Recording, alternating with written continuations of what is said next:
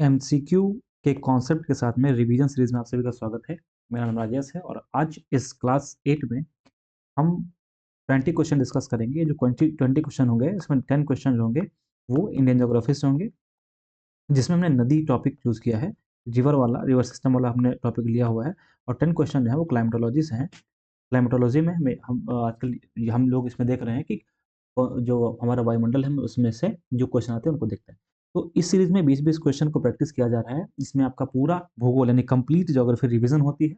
MCQ से ही करते हैं, लेकिन वो कॉन्सेप्ट बेस होता है, मतलब वहां पर अगर कॉन्सेप्ट आता है तो उसको कॉन्सेप्ट हम डिस्कस करते हैं। जितने भी एग्जाम होते हैं वो चाहे यूपीएससी का हो, किसी भी स्टेट पीएससी का हो, उसके लिए ये सीरीज काफी इंपॉर्टेंट है। अभी 7 क्लास हुई हैं, जिन लोगों ने नहीं देखा है उसको देख लीजिए। तो चलिए आज शुरू करते हैं। पहला सवाल अगर देखें इसमें, तो पहला सवाल इसमें कहता है हिमालयी नदियों के बारे में। हिमालयी नदियों के बारे में संदर्भ में निम्नलिखित कथनों पर विचार कीजिए। वे सामान्य ढाल के विपरीत दिशा में बहती हैं। They flow in the opposite direction of the slope. दूसरा स्टेटमेंट है, उन्होंने पर्वत श्रेणियों को आर पार काट कर अपना मार्ग बनाया है। They created their way cross mountain range. उपरोक्त कथन में से कौन सा कथन या कौन से संकेत करते हैं कि ये नदियां हिमालयी भू आकृतियों से भी पुरानी हैं। अब देखिए, यहाँ पर आपने पढ़ा होगा कि जो हिमालय नदियां हैं, जो हिमालय का जो उत्थान हुआ है, इसके पहले भी कुछ नदियां थी जो अ, हिमालय को काट कर बनी है।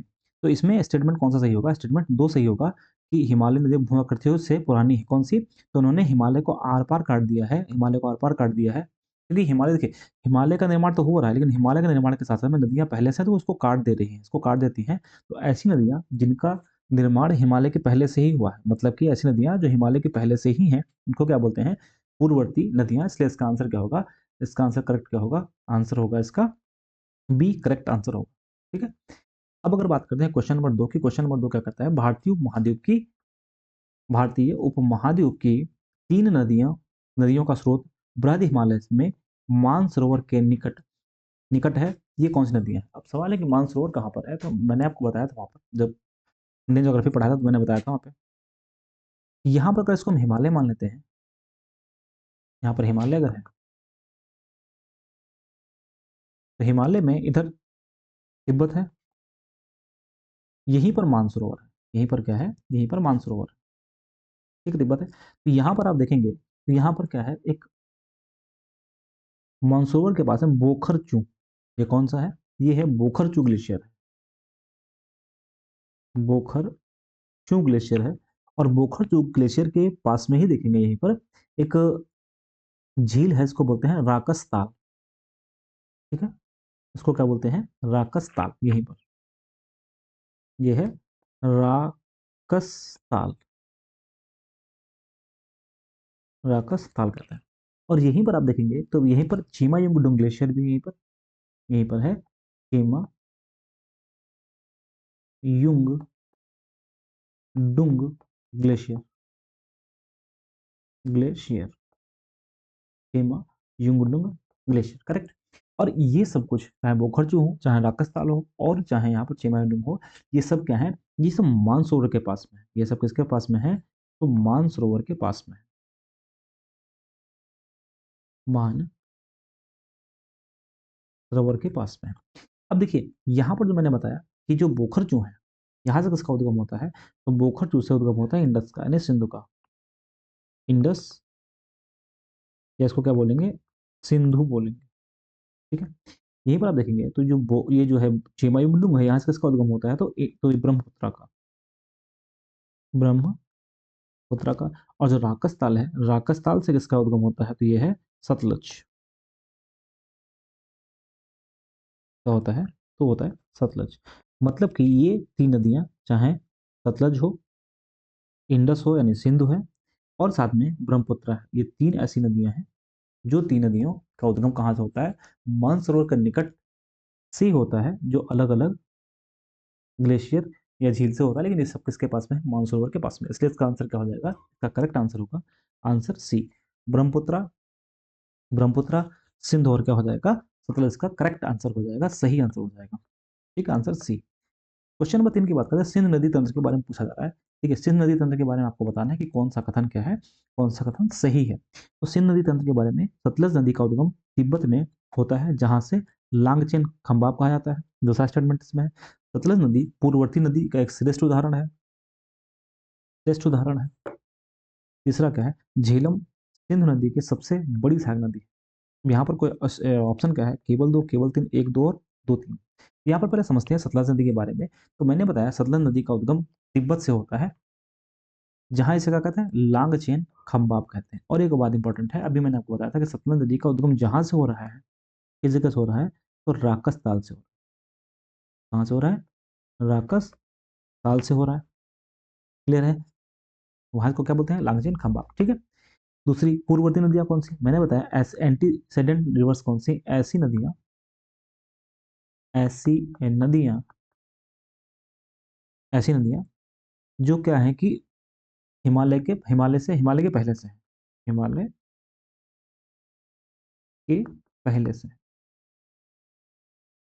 पहले से है, इनको क्या बोलेंगे, एंटीसीडेंट।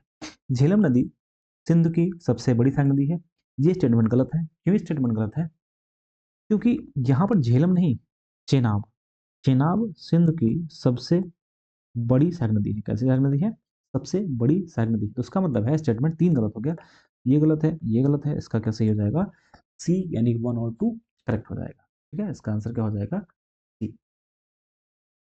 अब अगर बात करते हैं क्वेश्चन नंबर 4 की, तो ये मैंने पहले आपको बताया है, यहाँ पे बस क्वेश्चन दे रखा है, किसी एग्जाम में आया था इसलिए मैंने यहाँ पे दे दिया है। इसमें क्या कहता है, हिमालय को काटकर एवं बहने वाली नदियां कौन सी, हिमालय को काटकर कौन सी नदियां बहती हैं। देखिए, तो इसमें मैंने बताया ऐसी नदियां जो हिमालय को काटकर बहती हैं, इनको क्या बोलते हैं, पूर्ववर्ती बोलते हैं, एंटीसीडेंट बोलते हैं, इनको क्या बोलते हैं, पूर्ववर्ती बोलते हैं। तो इससे पूर्ववर्ती नदियां कौन कौन सी हैं, तो आप देखिए, सतलज सिंधु गंगा, सतलज सिंधु गंगा। दूसरा, ब्रह्मपुत्र सतलज सिंधु, ब्रह्मपुत्र सिंधु गंगा, सतलज ब्रह्मपुत्र गंगा यमुना। यहाँ पर हिमालय काट कर बहने वाली कौन सी है, मैंने पहले ही बताया था, इसमें आंसर क्या होगा, करेक्ट सी होगा। बहुत ज्यादा इसमें समझाने वाला नहीं है, क्योंकि मैंने इसके बारे में डिस्कशन पहले ही यहाँ पर कर लिया। इसका आंसर क्या होगा, सॉरी, आंसर क्या होगा, बी, सी नहीं, आंसर क्या होगा, बी। ठीक है। क्वेश्चन नंबर 5 है, निम्नलिखित नदियों में से कौन सी हिमालय के तीनों श्रेणियों को आर पार काटती है। अब यहाँ पर तीनों श्रेणियों को मतलब कि जो पूर्ववर्ती है, एंटीसीडेंट है, कौन है इसमें, तो यहाँ पर हमें क्या समझना पड़ेगा, हमें समझना पड़ेगा उद्गम। तो इसका आंसर तो सही ये वाला है। क्यों इसका सही वाला है, क्योंकि इसका उद्गम कहाँ होता है, तो राकस ताल से होता है। कहाँ से होता है, राकस ताल से होता है। और ये कहाँ पर है, ये है तिब्बत में। राकस ताल से होता है और ये कहाँ पर है, तिब्बत में है। अच्छा, तो यहीं पर देख लेते हैं, रावी नदी का उद्गम कहाँ से होता है, चेनाब का उद्गम कहाँ से होता है, और झेलम नदी का उद्गम कहाँ से होता है। तो अगर रावी नदी के उद्गम की बात करेंगे तो इसका उद्गम कहाँ से होता है, तो रोहतांग दर्रा के पास से होता है। कहाँ से होता है, तो रोहतांग दर्रा के पास से होता है। और रोहतांग दर्रा कहाँ पर है, ये है हिमाचल प्रदेश में।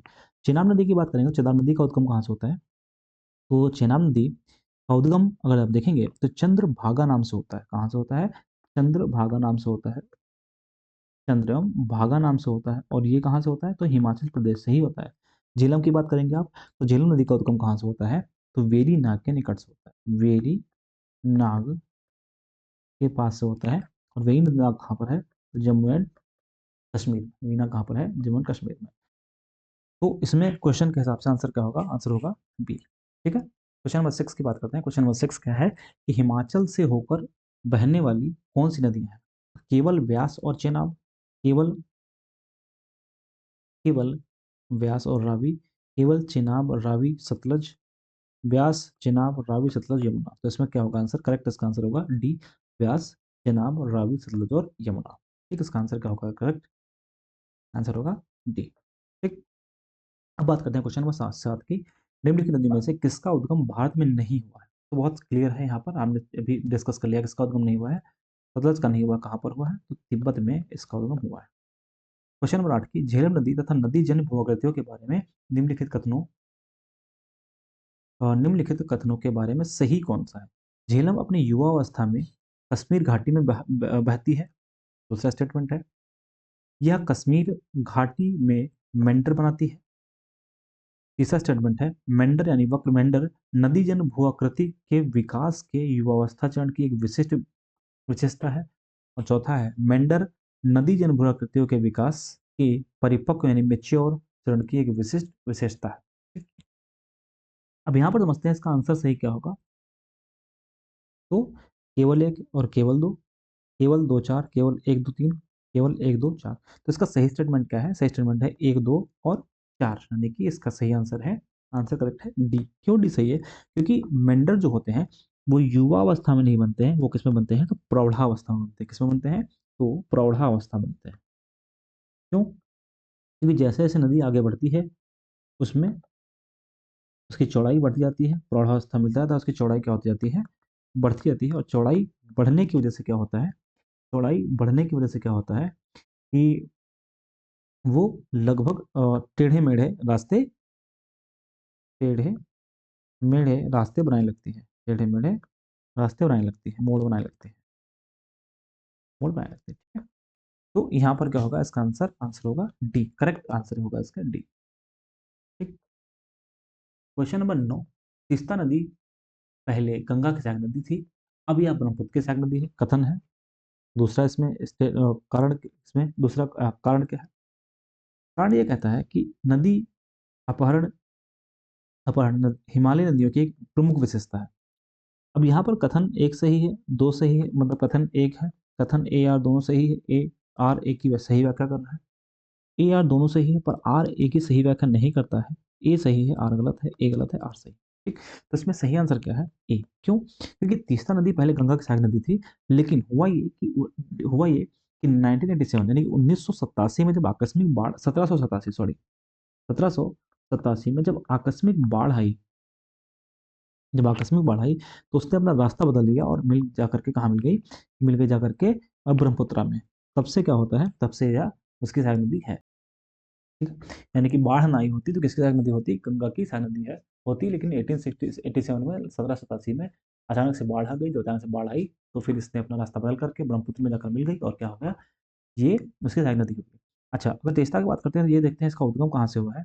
तो तीस्ता का ओरिजिन कहाँ से हुआ है? तो तीस्ता के ओरिजिन की बात करते हैं तो कहाँ से होगा ये? कंचनजंगा से निकल कर, कहाँ से निकल करके? कंचनजंगा से निकल करके,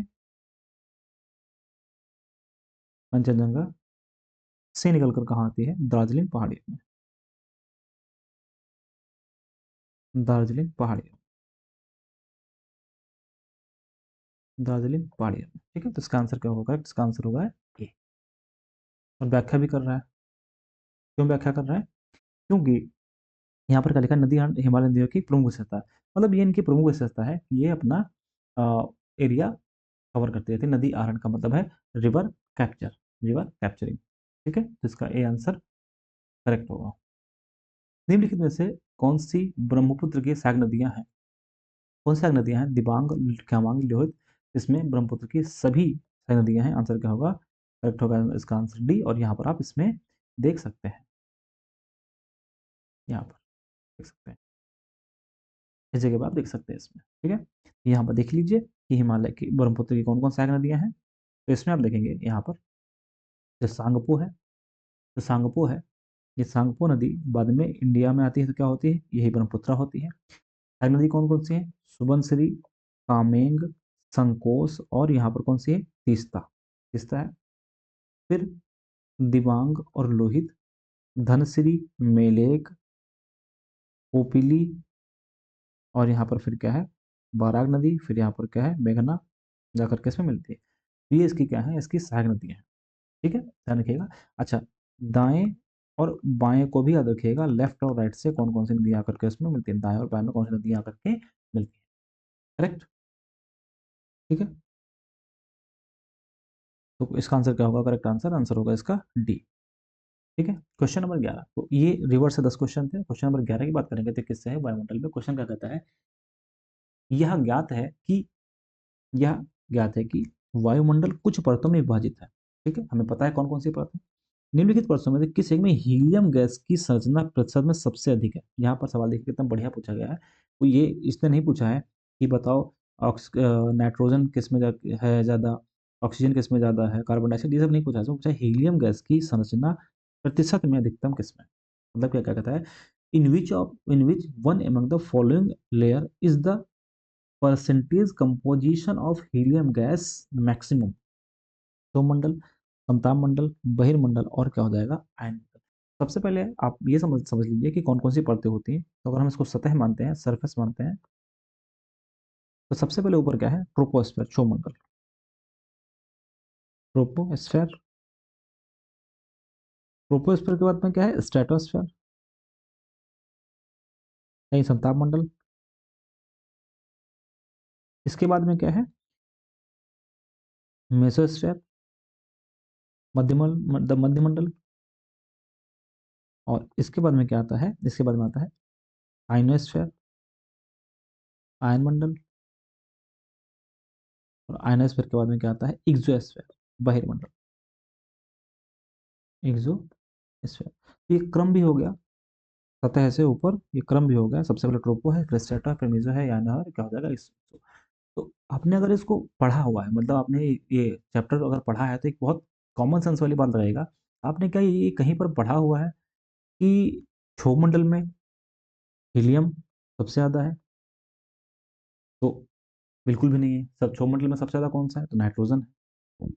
कौन सा है, नाइट्रोजन, और ऑक्सीजन ही है लगभग 90%, 99%, है ना, 99%। तो इसमें क्षोभमंडल समताप नहीं होगा। ठीक, बचा दो, दो कौन सा बचा, बहिर्मंडल और आयनमंडल। तो जब आप बहिर्मंडल और आयनमंडल की बात करेंगे, तो बहिर्मंडल कहाँ पर है, तो आयनमंडल के ऊपर है, मतलब कि यहाँ पर देख सकते हैं ये वाला। खास बात क्या है, ये जो बहिर्मंडल है, इस बहिर्मंडल में हल्की गैसें पाई जाती हैं, लाइट गैसेस मिलती हैं, हल्की गैसें पाई जाती हैं। वो हल्की गैसें कौन कौन सी हैं, तो हाइड्रोजन है और हीलियम है। हाइड्रोजन है और कौन सी है, हीलियम है। हाइड्रोजन और हीलियम, यहाँ पर हाइड्रोजन और हीलियम की अधिकता है। और यहाँ पर क्या मिलता है, हीलियम पाई जाती है। ठीक है। और ये बाद में धीरे धीरे क्या होता है कि वह अंतरिक्ष में धीरे धीरे विलीन हो जाती है। एक क्वेश्चन लोगों ने किया था, आपको याद होगा कि जो वायुमंडल है, इसका एग्जैक्ट डिवीजन नहीं है, क्लियर डिवीजन नहीं है। क्यों, क्योंकि जो वायुमंडल है, एक्सोस्फेयर है, वो जाकर के धीरे धीरे करके विलीन हो जाता है। कहाँ पर विलीन होता है, तो अंतरिक्ष में विलीन हो जाता है। ठीक है। ध्यान रखिएगा कहाँ पर मिलती है, तो वायुमंडल में, आयनोस्फेयर। इसलिए आंसर क्या होगा, इसका करेक्ट आंसर होगा डी, इसका करेक्ट आंसर होगा। सॉरी, आयनो नहीं, यहाँ पे सी, डी नहीं है, सी। ये नहीं है, गलती से बोल दिया। वायुमंडल मतलब क्या है, एक्सोस्फेयर। एक्सोस्फेयर यहाँ पर होगा, सी आंसर होगा, डी आंसर नहीं होगा। ठीक है। अच्छा, एक और बात, अगर आप यहाँ पर देखें, इसमें अगर इसकी बात करें आप, कि जो आइनोस्फेयर है, मेसोस्फेयर है, स्ट्रेटोस्फेयर है, ट्रोपोस्फेयर है। खास बात क्या है, देखो ट्रोपोस्फेयर में क्या है, सभी मौसमी गतिविधियां होती हैं, सभी मौसमी गतिविधियां होती हैं। यहाँ पर ओजोन परत पाई जाती है, हमने क्वेश्चन किया भी था। मेसोस्फेयर क्या है, अगर हम मेसोस्फेयर की बात करेंगे तो क्या हो जाएगा, खास बात क्या है इसकी, तो सबसे ठंडी परत है, सबसे ठंडी परत है ना। और आइनोस्फेयर की बात करेंगे तो आइनोस्फेयर में खास बात क्या है, यहाँ पर अरोरा ऑस्ट्रालिस और अरोरा बोरालिस की घटनाएं होती हैं, बोरालिस की घटनाएं होती हैं। ये चीज बेसिक मैंने आपको बता दिया। इसमें आंसर इसका होगा सी। क्वेश्चन नंबर 12 है, वायुमंडल को निम्नलिखित परतों में किसमें आयनों की सघनता अधिक होती है। आयनों की सघनता की बात, अधिक की बात की गई है, आयनों की सघनता। ठीक। तो आयनों की सघनता की जब बात करेंगे, तो नाम है यहाँ पे देखो, जैसा इसमें दिया नहीं है, तो यहाँ पर देखिए, अगर मैं इसकी बात करूँ, आयनों की सघनता किसमें है सबसे ज्यादा, तो जो आयनोस्फेयर है, इसको ही क्या बोलते हैं, थर्मोस्फेयर भी बोलते हैं। इसको भी क्या बोलते हैं, थर्मोस्फेयर भी कहते हैं। तो आयनोस्फेयर में जब आयन से आयन मैच कर गया ना, आयनोस्फेयर है, यहाँ पर कहीं आयन दिया नहीं है, तो इसको क्या बोलेंगे, इसको आयनोस्फेयर ही बोलेंगे, आयनोस्फेयर ही कहेंगे। इसलिए आंसर क्या होगा, इसका करेक्ट आंसर होगा इसका बिल्कुल सी। आंसर क्या होगा इसका, सी। ठीक है। बाकी मैंने डिस्कस कर ही लिया है। क्वेश्चन नंबर 13 है, 13 कहता है टेम्परेचर इनवर्स के बारे में कौन सा कथन सही है। तो टेम्परेचर इनवर्स की जब बात करते हैं, तो इसमें कहता है, पहला सवाल है, पहला स्टेटमेंट है, कौन सा सही स्टेटमेंट है, ऊंचाई में वृद्धि के साथ तापमान बढ़ता है, निर्मल आकाश वाली दीर्घ रात्रि आदर्श दशाएं स्थित हैं। और तीसरा स्टेटमेंट है, यह एक अल्पकालिक घटना है, तो ध्रुवों को छोड़कर समस्त पृथ्वी पर सामान्य है। तो पहले हम समझते हैं टेम्परेचर ऑफ इन्वर्जन क्या होता है। इन्वर्जन क्या होता है, तो मैंने आपको एक बात बताई थी अगर याद है तो normal lapse rate, normal lapse rate बताया था मैंने, कहाँ पर होता है? तो ट्रोपोस्फेयर में होता है। ट्रोपोस्फेयर में होता है। क्या होता है इसमें? तो मैंने बताया था कि जब आप 165 मीटर की हाइट पर बढ़ेंगे तो क्या होगा, जाएंगे तो क्या होगा, 1 डिग्री टेम्परेचर डिक्रीज होगा। और इसी चीज़ को अगर 1 किलोमीटर देखें, 1 किलोमीटर पर जाएंगे तो कितना होगा, लगभग 6.5 डिग्री सेंटीग्रेड टेम्परेचर क्या होगा, डिक्रीज होगा। लगभग 6.5 टेम्परेचर क्या होगा, डिग्री सेंटीग्रेड टेम्परेचर डिक्रीज होगा। इसको बोलते हैं नॉर्मल लैप्स रेट। मतलब कि जब आप सतह से ऊपर जाएंगे तो टेम्परेचर क्या होगा, मतलब सरफेस से ऊपर जाएंगे टेम्परेचर क्या होगा, घटेगा, है ना। तो जब इसका उल्टा होने लगे, उल्टा होने का मतलब क्या है कि आप सरफेस सतह से ऊपर जाते रहे तो तापमान घटने की जगह पर तापमान बढ़ने लगे। तो इन्वर्स हो गया, उल्टा हो गया, यहाँ पर उल्टा हो गया, इसको बोलेंगे।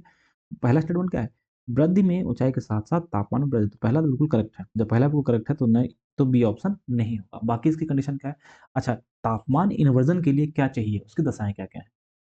तो यहाँ पर देखिए मैंने क्या बताया, सामान्य सूक्ष्म मंडल में प्रति 175 मीटर की ऊंचाई पर 1 डिग्री टेम्परेचर में क्या होता है, कमी आती है, जिसे सामान्य पतन दर कहते हैं। मैंने आपको बताया यदि किसी विशेष समय और विशेष स्थान पर तापमान बढ़ने के बजाय, घटने के बजाय बढ़ना शुरू हो जाए, बढ़ना शुरू हो जाए, यहाँ पर बढ़ना शुरू हो जाए, तो उसे तापीय विलोमन या तापीय वितरण कहते हैं। कब होता है, तापीय वितरण की दशा में धरातल के संपर्क में ठंडी वायु और ठीक इसके ऊपर गर्म वायु की परत मिलती है, जिसके कारण ऊंचाई बढ़ने पर तापमान में वृद्धि होती है, जिसे ऋणात्मक ताप पतन भी कहते हैं। एक तो एक ताप पतन दर था, एक है ऋणात्मक। इस प्रकार तापीय विलोमन क्षोभमंडल में धरातल से 1 किलोमीटर की ऊंचाई तक ही घटित होता है, इसके ऊपर पुनः सामान्य दशा प्रारंभ हो जाती है। ठीक है। कब होती है, दशाएं क्या है, तो दशाओं में क्या है, पहली चीज ये दशाएं ध्यान रखिएगा, अगर आपसे पूछ ले कि तापीय प्रलोभन की दशाएं क्या है, जाड़े की लंबी रातें, शांत वायुमंडलीय दशाएं, आकाश बादल रहित होना चाहिए, शुष्क पवनों की उपस्थिति होनी चाहिए और हिमाच्छादित सतह होनी चाहिए। ये 5 दशाएं हैं जिनसे क्या होता है, तापीय प्रतिलोमन होता है। तो तापीय प्रतिलोमन जब होता है तो उससे, ठीक है, ये अल्पकालिक घटना ध्रुवों को छोड़कर समस्त पृथ्वी पर सामान्य है। तो ये स्टेटमेंट क्या है इसका गलत, तो सही क्या इसका होगा, एक और दो, एक और दो इसका करेक्ट सही होगा, आंसर ए। ठीक है। क्वेश्चन नंबर 13, निम्नलिखित में से कौन सी प्रक्रिया दीर्घ तरंग विकिरण का भाग नहीं है। यहाँ पर समझ लीजिएगा, इसको पूछ रहा है तो नहीं पूछ रहा है, दीर्घ तरंग विकिरण का भाग नहीं है। कंडक्शन यानी कि चालन, प्रकीर्णन यानी कि स्कैटरिंग, स्कैटरिंग, संवहन यानी कन्वर्जेंस, कन्वेक्शन, विकिरण का मतलब क्या है, रेडिएशन। ठीक है। तो इसका यहाँ पर क्या है, दीर्घ तरंगों की बात कर रहा है। तो देखो मैं एक और बात बताता हूँ मैं आपको, दीर्घ तरंगे कौन सी है, विकिरण कौन सा, जो पृथ्वी अर्थ रेडिएट करती है, इमिट करती है, मतलब कि निकालती है। ठीक है, उनको क्या बोलते हैं, दीर्घ तरंग विकिरण। इससे क्या होता है, वायुमंडल जो है, एटमॉस्फेयर जो है मुख्यतः गर्म होता है, मुख्यतः वायुमंडल गर्म होता है, मुख्यतः, मेनली। ठीक। तो पहले इसका आंसर, आंसर तो बाद में देखेंगे, पहले देखते हैं इन सबके बारे में क्या क्या होता है, चालन क्या होता है, प्रेरण क्या होता है, संवहन क्या होता है और रेडिएशन क्या होता है। देखो वायुमंडल का गर्म होना या ठंडा होना, या हम कह सकते हैं तापमान एवं ऊष्मा के स्थान की विधियां क्या क्या है। दो तरीके की विधियां होती हैं, एक है प्रमुख विधि, दूसरी है गौड़ विधि। ये क्वेश्चन सीधा पूछ सकता है कि वायुमंडल के गर्म और ठंडा होने में प्रमुख विधियां कौन कौन सी हैं, चार ऑप्शन दे देगा, फिर आपको पता करना पड़ेगा। ये भी आप ध्यान रखिएगा, कौन सी प्रमुख गति, कौन सी गतिविधि है, कौन सी इसमें कौन सी प्रमुख विधि है, कौन सी गौड़। जब प्रमुख विधि की बात करेंगे तो इसमें क्या होगा, विकिरण, चालन, संवहन, अभिवहन और रुद्धोष्म परिवर्तन। गौड़ विधि में कौन आता है, परावर्तन, प्रकीर्णन, अपवर्तन, दीवा प्रकाश, डिमिंग और एल्बिडो। एल्बिडो पे क्वेश्चन भी आगे करेंगे। तो यहाँ पर चार चीजें हमें पढ़नी है, समझनी है, विकिरण, चालन, संवहन और क्या है, प्रकीर्णन। सबसे पहले विकिरण की बात करते हैं। विकिरण क्या होता है, कोई भी वस्तु जिसमें उच्च ताप या ऊष्मा हो विकिरण ऊर्जा का सर्जन करती है। विकिरण में ताप या ऊर्जा का स्थानांतरण विद्युत चुंबकीय तरंगों के रूप में होता है, इसलिए विकिरण में ताप या ऊर्जा के स्थानांतरण के लिए किसी माध्यम की आवश्यकता नहीं होती है। सौर विकिरण धरातल पर इसी विधि से आता है। ठीक। दूसरा, चालन क्या है, यह वह विधि है जिसमें ताप या ऊष्मा का स्थानांतरण पदार्थ के गर्म होने से उसके अणुओं के मध्य होता है। ठोस में या ऊष्मा के स्थानांतरण की प्रमुख विधि है। जैसे आपने देखा होगा कि कोई अगर गर्म रॉड, हम रॉड को गर्म करते हैं, उसका उसको पकड़े रहते हैं, थोड़ी देर बाद में हमको भी गर्म लगना होता है, तो उसकी वजह से होता है चालन की वजह से। संवहन क्या होता है, यह वह विधि है जिसमें ताप या उष्मा का स्थानांतरण पदार्थ के गर्म और हल्के होकर ऊपर उठने तथा उसके संपर्क में दूसरे पदार्थ के आने से ताप या उष्मा के स्थानांतरण से होता है। द्रव और गैस के प्रमुख विधि है। ठीक है। हमारा वायुमंडल मुख्यतः इसी विधि से गर्म होता है, अर्थात वायुमंडल मुख्यतः पार्थिव विकिरण से गर्म होता है, जिसको मैंने बताया कि जो दीर्घ किरणें हैं वो कौन सी होती हैं, पार्थिव विकिरण। अब इसके बाद आती है स्कैटरिंग, मतलब कि इसमें आता है, स्कैटरिंग में देखोगे तो फैलना। ठीक है। स्कैटरिंग क्या होती है, जैसे मान लीजिए यहाँ पर डस्ट पार्टिकल है, इसमें यहाँ पर डस्ट पार्टिकल है इसमें, यहाँ पर। ठीक है। अब इस पर सन की किरण, मतलब सूर्य किरण आती है, इस पर टकराती है और टकरा करके फैल जाती है, अलग अलग दिशाओं में फैल जाती है, इसको क्या बोलते हैं, स्कैटरिंग। तो ये दीर्घ तरंग विकिरण का भाग नहीं है, इसलिए आंसर क्या होगा इसका, बी। प्रकीर्णन इसका आंसर होगा बी। ठीक है। क्वेश्चन नंबर 15, सूर्य का प्रभाव मंडल यानी हेलो प्रकाश के अपवर्तन से उत्पन्न होता है, कौन से बादल होते हैं। अच्छा, यहाँ पर मैं यहाँ पर जो क्वेश्चन है वहाँ पे मैं डिस्कस करूंगा इसमें बादलों के बारे में। तो बादल में कौन कौन से बादल होते हैं, इसको हम बादल वाले चैप्टर में हम डिटेल में पढ़ेंगे। हालांकि यहाँ पर देखेंगे कुछ चीजें, जैसे कौन से, इसमें पहले ऑप्शन पढ़ लिया जाए। स्ट्रेटो मेघों के जलवाष्प में, सिरस मेघों के हिम स्फटिकों में, सीरो स्टेटस मेघों के हिम स्फटिकों में, स्टेटस मेघों के धूल कणों में। तो इसका सही आंसर क्या होगा, इसका सही आंसर है सीरो स्टेटस मेघों के हिम स्फटिकों में। ठीक है। तो इसका करेक्ट आंसर ये है। अगर हम बादल की बात करें तो बादल का वर्गीकरण जो है, ऊंचाई, विस्तार, घनत्व, पारदर्शिता के आधार पर और स्वरूप के आधार पर। ऊंचाई पर ऊंचे बादल, मध्यम ऊंचाई के बादल और निम्न बादल होते हैं। लेकिन स्वरूप के आधार पर कौन सा है, पश्चाप में सिरस, कपासी में क्यूमुलस, करी में स्ट्रेटस और ऊर्ध्वाधर विकास वाले में। यहाँ पर देखिए, इसमें ये बात मैंने नोट्स में अपने शामिल की है कि पश्चात स्तरीय सिरस स्टेटस, इसके आगमन से पूर्व सूर्य और चंद्रमा के चारों ओर प्रभामंडल का निर्माण होता है, इसलिए इसका आंसर क्या होगा, इसका आंसर क्या होगा, करेक्ट होगा सी आंसर। ठीक है। आंसर करेक्ट क्या होगा, सी इसका करेक्ट आंसर होगा। ठीक। 16 नंबर की बात करते हैं, मेघाच्छन्न रातें साफ, मेघाच्छन्न रातें साफ चांदनी रातों की तुलना में अपेक्षाकृत अधिक गर्म होती हैं, क्योंकि cloudy nights are warmer compare to clear cloudless nights, because, मतलब इसका सिंपल सी बात है कि अगर वायुमंडल में बादल हैं तो रात ज्यादा गर्म होती है, अगर बादल नहीं है तो ज्यादा गर्म नहीं होती, क्यों। तो पहला स्टेटमेंट है, ठंडी तरंगों को आकाश से पृथ्वी तक आने से रोकता है।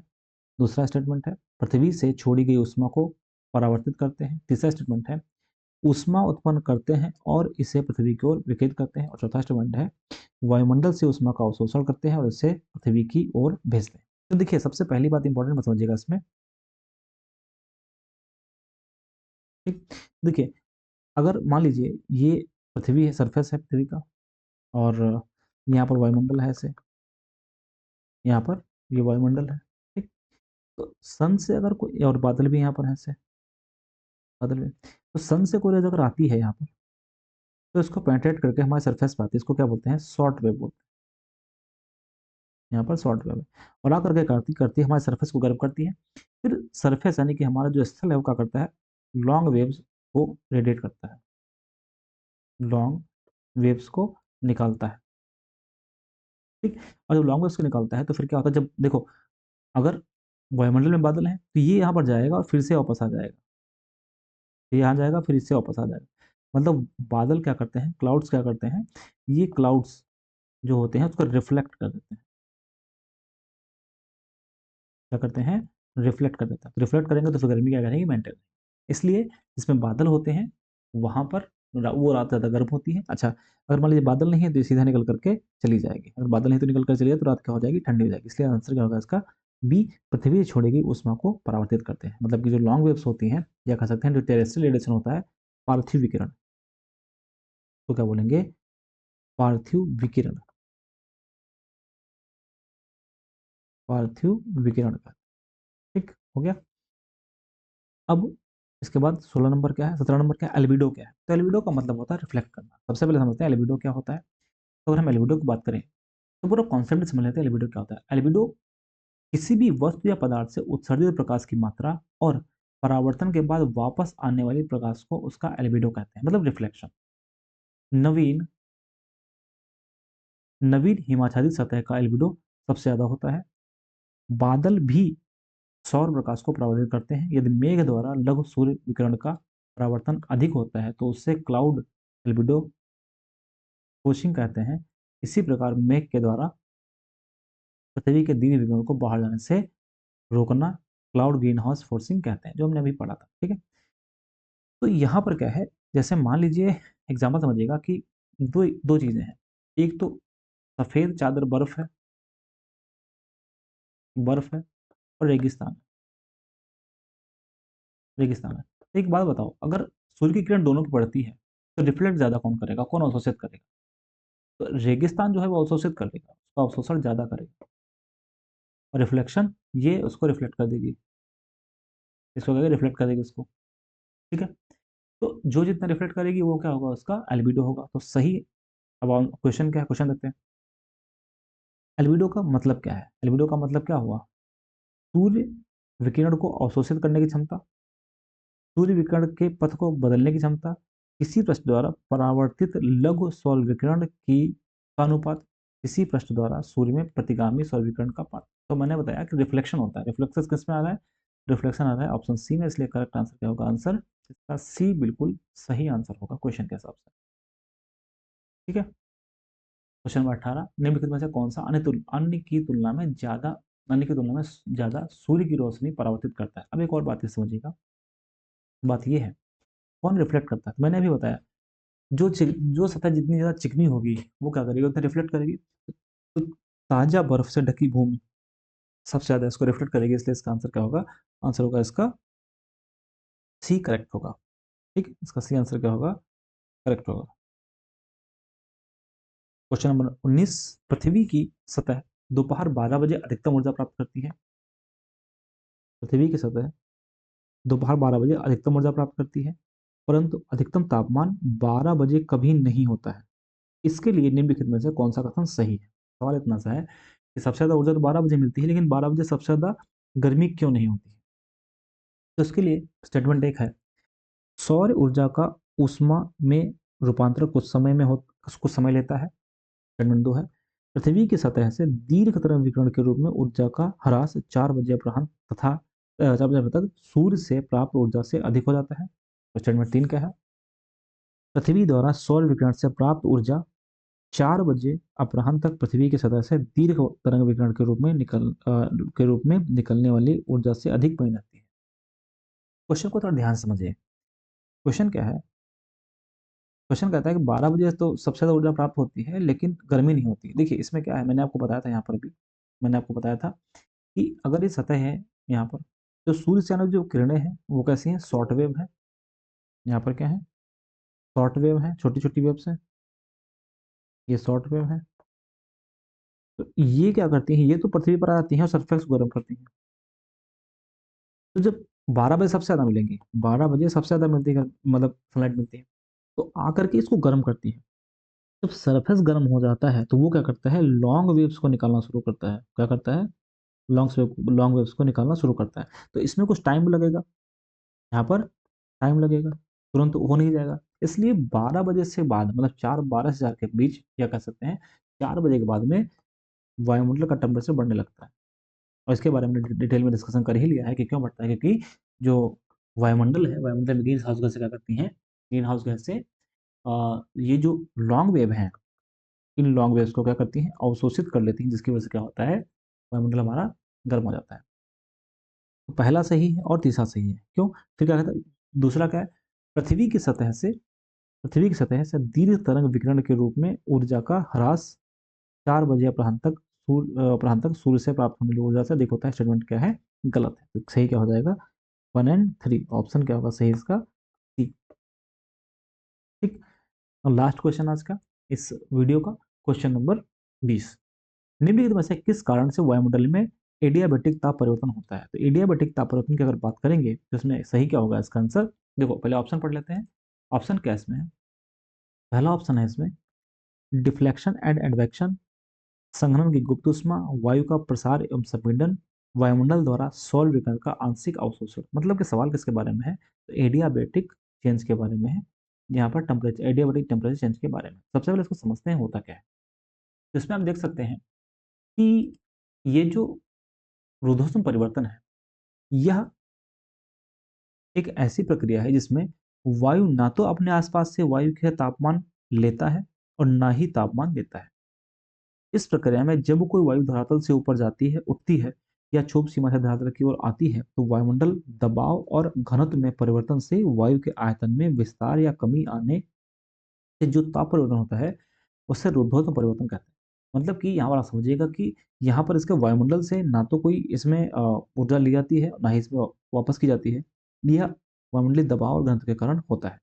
दो प्रकार का रुद्धोष्म होता है, रुद्धोष्म उष्मन और रुद्धोष्म शीतलन। ठीक है? तो यहाँ पर क्या बात की गई है कि वायुमंडलीय दबाव मतलब गैसेस फैलती हैं, तो आयतन में विस्तार और कमी का उसमें क्या होता है, तापमान परिवर्तन होता है। तापमान इसमें इस वजह से परिवर्तन होता है। ठीक है? तो क्वेश्चन क्या कहता है कि क्या है वायु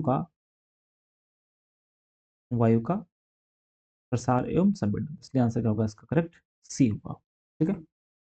तो आज इस वीडियो में हमने 20 क्वेश्चन डिस्कस किए। कैसा लगा वीडियो जरूर बताइएगा, और ऐसे वीडियो देखते रहिए। मिलते हैं अगले वीडियो में। बहुत बहुत धन्यवाद।